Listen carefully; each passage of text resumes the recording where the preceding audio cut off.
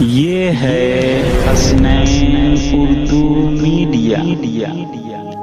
وأصحابه وسلم تسلیما۔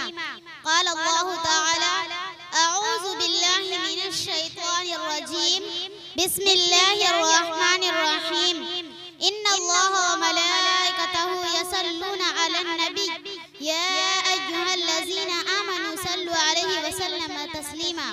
اما بعد فیاشر المسلمین، قبل اس کے کہ میں آپ لوگوں کے سامنے درود شریف کا کچھ عرض کروں، آپ ایک مرتبہ درود شریف پڑھ لیں تاکہ آپ کے دلوں میں محمد رسول اللہ صلی اللہ علیہ وسلم کی محبت تازہ ہو جائے۔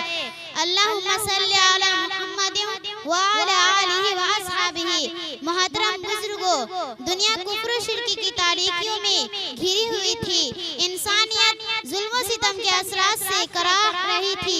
ایسے وقت میں مکہ کی سرزمین پر رحمت الہی کا ظہور ہوا اور اللہ تعالی ایک نبی کو مبعوث فرمایا جو آخری نبی اور ختم الانبیاء تھا، جس کے سر اقدس پر اشرف الانبیاء کی کلام موضوع تھی۔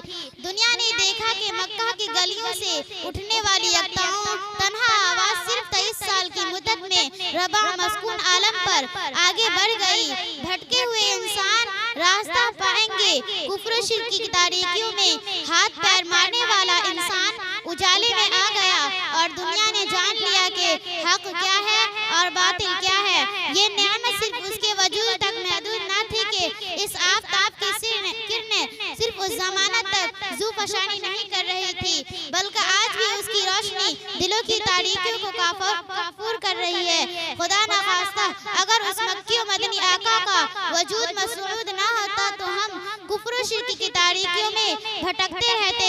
اتنا بڑا احسان اس ذات گرامی نے ہم پر کیا ہے، اس کا معاوضہ ہم کیا دے سکتے ہیں؟ ہاں، ہم ان کے حسان مندی کے اظہار کے لیے چند الفاظ ضرور کہہ سکتے ہیں جو اس ذات گرامی نے ہم پر کیا ہے، اس کا معاوضہ ہم پر کیا ہے۔ انہیں الفاظ کو درود شریف کہا جاتا ہے۔ درود شریف کے فضائل بے شمار ہے۔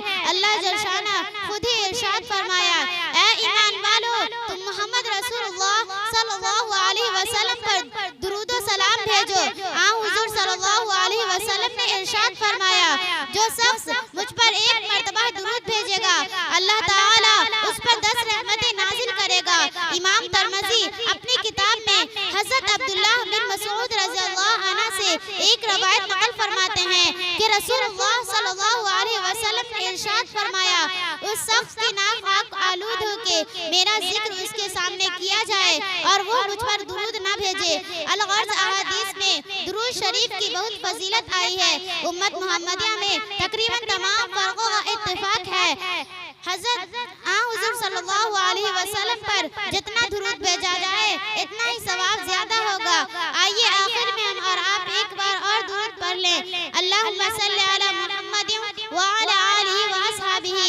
اللہ تعالی ہم سب کو زیادہ سے زیادہ درود پڑھنے کی توفیق عطا فرما اور شفیع المذنبین رحمت للعالمین حضور اقدس صلی اللہ علیہ وسلم کی شفاعت سے ہم تمام مسلمانوں کو نواز دے، آمین یا رب العالمین۔ وما علینا الا البلاغ المبین۔ جب انسان تھا دین سے جاہل، دنیا تھی اللہ سے غافل، اس دم بن کر دین سے حامل آئے ایک انسان مکر، کون؟ محمد سرور عالم صلی اللہ علیہ وسلم۔ السلام علیکم ورحمۃ اللہ وبرکاتہ۔